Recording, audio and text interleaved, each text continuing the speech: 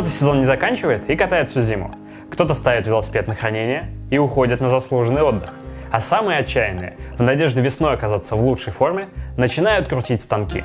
И сегодня разберемся, как сделать тренировки интереснее, информативнее и продуктивнее.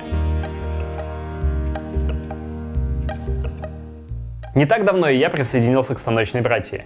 Нельзя сказать, что тренировки на станке – дело увлекательное. Разумеется, если у вас смарт-станок и вы гоняетесь всю зиму с друзьями в Zwift, ваши тренировки должны быть несколько интереснее.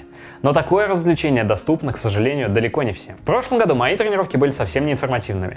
Я следил всего за двумя показателями – частота пульса и время тренировки.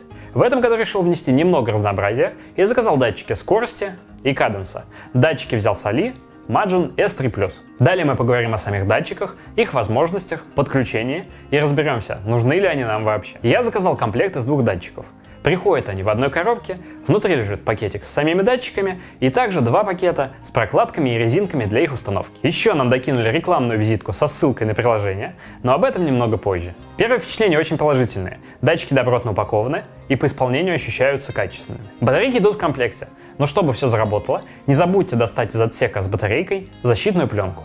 Датчики имеют возможность подключения по протоколу ANT+, и также имеют возможность подключения по Bluetooth. Это значит, что вы их и к своему велокомпьютеру, и к часам при необходимости подцепите, а также можете их подключить и к компьютеру, и к смартфону, если это необходимо. Сами по себе датчики универсальные, то есть каждый из датчиков может быть как датчиком скорости, так и датчиком каденса. Изменение режима работы происходит путем повторной установки батарейки. Достаете батарейку, устанавливаете ее заново, смотрите на световой индикатор на передней части датчика, и если он моргает красным светом, это значит, что датчик находится в режиме измерения каденса. Если же моргает зеленым светом, значит находится в режиме измерения скорости. Зачем нам нужен датчик скорости? В тренировках на станке у него по сути одна единственная цель. И это, как ни удивительно, показывает скорость. Что нам это дает? Это дает нам возможность подключаться, например, к Zwift, но об этом поговорим чуть позже. А также это дает нам выгружать в Страву более информативные тренировки. То есть не просто час велосипедной тренировки на станке с пульсом 130. Теперь мы можем выгрузить пройденное расстояние, среднюю скорость. В общем, картиночки в Страве для наших подписчиков и друзей станут интереснее. Зачем нам датчик каденса? В тренировках на станке он помогает расширить разнообразие тренировочных планов. Если раньше я тренировался только по показаниям пульса, то теперь я могу использовать во время составления тренировочных планов и пульс, и каденс. Это помогает более точно и тонко настраивать желаемую нагрузку, назовем это так. Но и в целом научиться ездить на правильном каденсе достаточно хорошая идея. Это и в будущем во время заездов поможет нам правильно раскладывать силы, а также забережет наше здоровье. Теперь переходим к установке датчиков. Начнем с датчика скорости. Ставить его будем на заднее колесо, потому что на станке крутится только оно. Берем датчик, убеждаемся, что он моргает зеленым цветом, кладем его на втулку, закрепляем комплектной резинкой и все готово. Резиновую подкладку в этом случае устанавливать не надо. Так гласит мануал. Далее находите датчик в списке доступных для подключения устройств, подключаете, настраиваете параметр размера колеса для верного отображения скорости и все готово. Подключение датчика каденса аналогичное. Проверяем, что датчик моргает красным светом и находится в нужном режиме. Используем комплектную резинку и подкладку для установки датчика на шатун. Находим датчик в списке доступных устройств. И все готово, можно пользоваться. Датчики подключены, показатели выводятся, можно приступать к тренировкам. Еще немного общей информации о датчиках, которая может быть вам полезна. Пункт номер 1. При подключении по Bluetooth датчик может быть подключен только к одному устройству. Имейте это в виду. Второе. Включать и выключать датчики не нужно. Они сами выключаются через минуту бездействия и включаются, как только чувствуют, что начинают вращаться.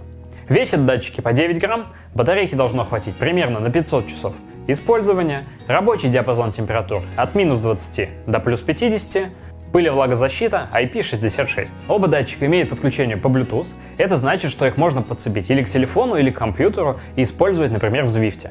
На всякий случай уточняю, Zwift это, пожалуй, самый популярный симулятор езды на велосипеде.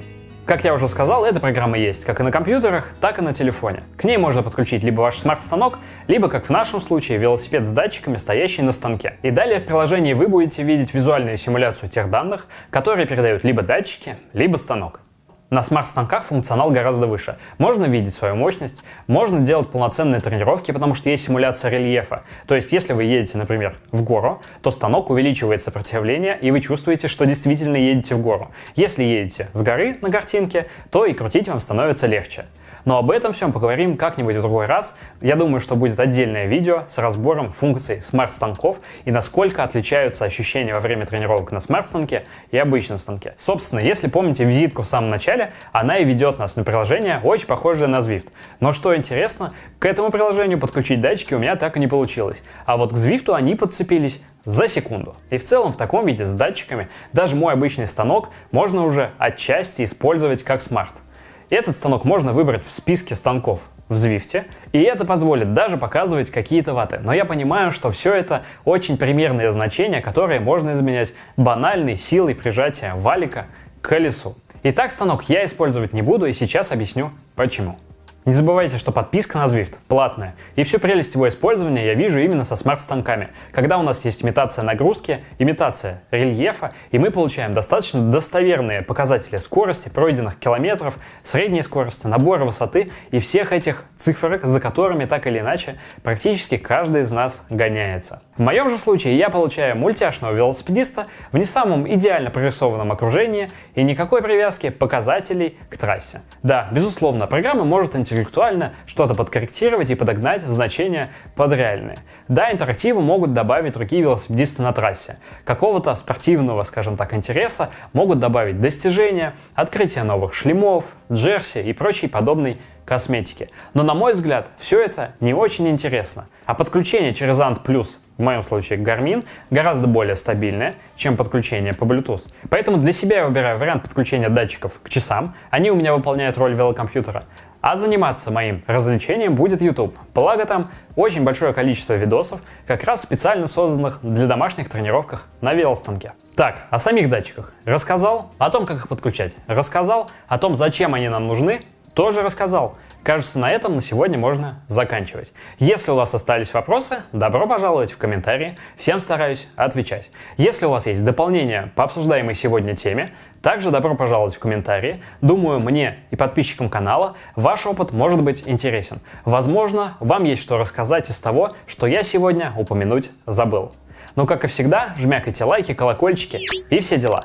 Подписывайтесь на канал, не забывайте заглядывать ко мне в Instagram, там я публикую красивые туристические и велосипедные картиночки. Хороших вам тренировок, ну и до скорых встреч. Пока.